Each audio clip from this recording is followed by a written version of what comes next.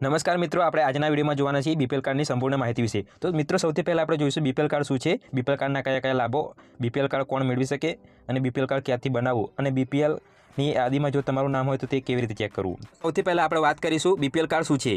ગુજરાતમાં બીપીએલ કાર્ડનો અર્થ ગરીબી રેખા હેઠળનો કાર્ડ, જેને બેલો પ્રોપર્ટી લાઇન કાર્ડ કહે છે। આ કાર્ડ તે પરિવાર માટે આપવામાં આવે છે જે સરકારની દ્રષ્ટિએ ગરીબી રેખા હેઠળ આવે છે। બીજા નંબરમાં વાત કરીએ મિત્રો બીપીએલ કાર્ડના લાભો, તો સસ્તા દરે અનાજ, ચોખા, ઘઉં અને અન્ય રાશન, આરોગ્ય અને શિક્ષણ સંબંધિત સહાય, સરકારની વિવિધ યોજના જેવી કે PMAY, ગૃહ યોજના, મફત વીજળી, પાણી અને સ્કોલરશિપ વગેરે જેવા લાભો। અને મિત્રો ત્રીજા નંબરમાં વાત કરીએ બીપીએલ કાર્ડ માટે પાત્રતા। BPL card below property line સરકાર દ્વારા એવા પરિવારને આપવામાં આવે છે જે ગરીબ રેખા હેઠળ આવે છે। ગુજરાત સરકાર અને કેન્દ્ર સરકાર બીપીએલ કાર્ડ આપતી વખતે કેટલાક માપદંડો નક્કી કરે છે જે બીપીએલ કાર્ડ માટે પાત્રતા દર્શાવે છે।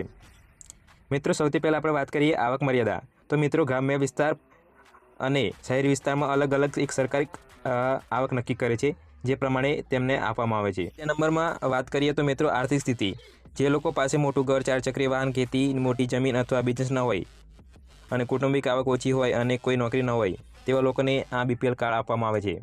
અને જે લોકો પાસે મોટું ઘર, 4 ચાકરી વાહન, ખેતી, મોટી જમીન અથવા જે લોકો પાસે બિઝનેસ હોય એ લોકો આ કાર્ડના પાત્રતા ધરાવતા નથી। અને મિત્રો ત્રીજા નંબરની વાત કરીએ સરકારની પોષણની જરૂરિયાત, મતલબ જે લોકોની રોજિંદી આવક ખૂબ ઓછી છે અને જીવનયાપન માટે સરકારની સહાયની જરૂર છે। તો મિત્રો જે લોકોનું જીવનમાં રોજિંદી આવક હોય એ બહુ ઓછી હોય અને તેમને જીવનયાપન માટે જે વસ્તુની જરૂરિયાત હોય એ માટે આ લોકો કાર્ડના ધારક પાત્રતા બની શકે। અને બિન આયકદારો, મજૂરો અને નાના કામકાજવાળા પરિવાર માટે બી આ બીપીએલ કાર્ડ એક મહત્વનું બન્યું છે અને આ તે સરકાર દ્વારા આપવામાં આવતું હોય છે।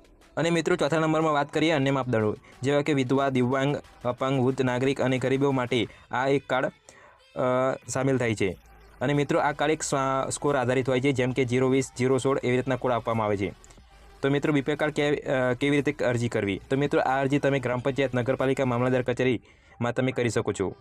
તો મિત્રો હવે આપણે જોઈ લઈએ કે તમારે જે આની યાદીમાં નામ તમારે કેવી રીતે તમારે ચેક કરવું। તો મિત્રો સૌથી પહેલાં તમારે ગૂગલમાં આવી જવાનું છે। ગૂગલમાં આવી અહીંયા સર્ચ કરવાનું છે બીપીએલ કાર્ડ, અથવા બીપીએલ સર્ચ કરશો તો અહીંયા પહેલી તમને લિંક મળી જશે। તો એ મિત્રો એ લિંક પર આવી અહીંયા સર્ચ બાય વિલેજમાં જવાનું છે। ત્યારબાદ મિત્રો તમારે અહીંયા તમારો ડિસ્ટ્રિક્ટ, ત્યારબાદ તમારો તાલુકો અને તમારું વિલેજ સિલેક્ટ કરી લેવાનું છે।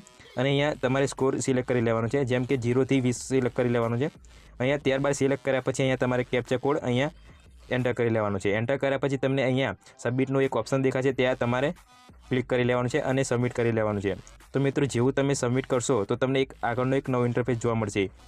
તો મિત્રો અહીંયા હું સબમિટ કરી લીધું છે। ત્યારબાદ મિત્રો અહીંયા મને એક એક્સપોર્ટ ડેટાવાળો એક ઓપ્શન પણ જોવા મળે છે, તે તમે એક્સેલ દ્વારા પણ કરી શકો છો। મિત્રો અહીંયા જોઈ શકાય છે કે તમારું જે પ્રમાણે નામ અહીંયા જોવા મળશે। ત્યારબાદ તમે જે આના આઇકોન પર ક્લિક કરશો તો તમારી પૂરી ડિટેલ અહીંયા તમારા જેટલા બી પરિવારના નામ છે તે જોવા મળશે અને તમારું આખું એક ડાઉનલોડ થઈ જશે અને પ્રિન્ટ બી તમે કરી શકો છો। મિત્રો આ એક તમારું બીપીએલ કાર્ડનો પુરાવા તરીકે તમે રાખી શકો છો અને આ તમને ફોર્મ નંબર જે મળે છે તે તમે જ્યાં બી જરૂર હોય ત્યાં દર્શાવી શકો છો।